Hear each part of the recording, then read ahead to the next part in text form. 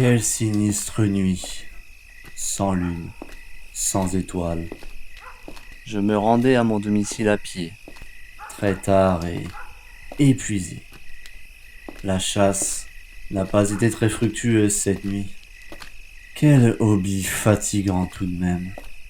Comme j'avais hâte de rentrer pour dîner, tant que mon repas est encore frais. Soudain, j'entendis des bruits de pas provenant de derrière moi. Étais-je suivi? Je me suis retourné Et j'aperçus dans l'ombre une forme masculine qui m'observait fixement, là, sans rien dire. Je peux vous aider? Ma voix peu rassurée n'était pas à mon avantage. L'homme ne répondit pas et continua de m'observer attentivement, en restant de marbre. Alors que mes yeux commençaient à s'adapter à l'obscurité, je pus constater qu'il portait une sorte de chapeau et des habits noirs, hormis une chemise claire qui dépassait de son col. Tout d'un coup, il s'avança d'un pas, puis d'un autre, jusqu'à passer sous la lueur d'un lampadaire. Je crus comprendre avec inquiétude À quoi j'avais affaire? Alors que je commençais à me retourner pour poursuivre mon chemin, j'entreaperçus l'individu sortir quelque chose de sa poche. Était-ce une arme? je ne pris pas le temps de vérifier. Une seule solution venait de s'imposer. Courir. L'individu se lança à ma poursuite. Ma maison n'était plus très loin, à une cinquantaine de mètres environ. Je courus comme jamais auparavant. Aucun témoin ne semblait être à proximité. J'étais seul, contre mon poursuivant. J'arrivais enfin à ma maison. Allez vite, foutue porte! J'entendais les pas de mon assaillant se rapprocher dangereusement derrière moi. Je parvins enfin à ouvrir la porte, avant de la refermer violemment derrière moi, et la verrouiller à la dernière seconde. Mais ça ne semblait pas décourager mon agresseur, qui paraissait bien déterminé à me nuire, et qui entreprit de défoncer ma porte à coups de pied. Elle n'allait pas tenir longtemps.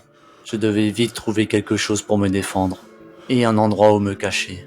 Je me précipite donc instinctivement vers la cave, où se trouvaient certains outils. Mais à peine je refermais la porte derrière moi, que je trébuchais dans l'escalier, au même moment où l'homme réussit à forcer ma porte. Il a dû entendre ma chute, car je l'entendais immédiatement se diriger vers la cave. L'adrénaline me fit relever rapidement, et malgré le noir, je parvins à me saisir d'un objet posé sur mon vieil établi pour me défendre, avant d'aller me cacher derrière des bonbonnes de gaz situées sous l'escalier. Mon poursuiveur ouvrit lentement la porte de la cave, et une lumière s'alluma. Sauf que ce n'était pas la lumière de la cave, mais une lumière qui semblait venir d'une lampe torche.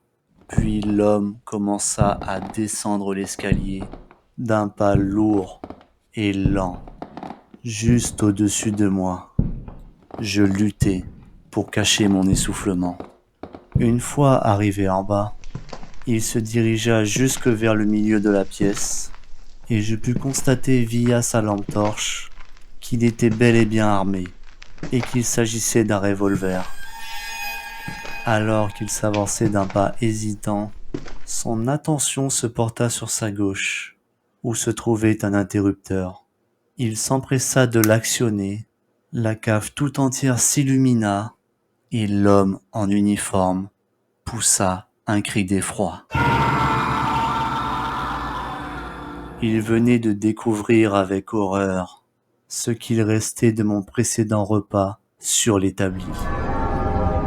Madame Anderson était une vieille connasse que personne n'appréciait de toute façon.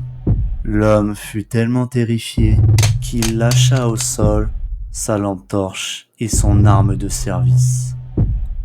Je profitai de sa terreur pour m'extirper de ma cachette et me précipiter dans son dos pour lui recouvrir la bouche tout en lui plantant mon couteau de chasse dans la gorge. Bonsoir, monsieur l'agent. L'officier de police s'écroula lourdement au sol, tandis qu'une mare de sang commençait à recouvrir le plancher. On dirait bien que vous avez résolu cette affaire, lui dis-je alors que la dernière lueur de vie quittait son regard. Au moins maintenant je sais que je suis recherché dans cette ville et qu'il faut que je déménage. Encore.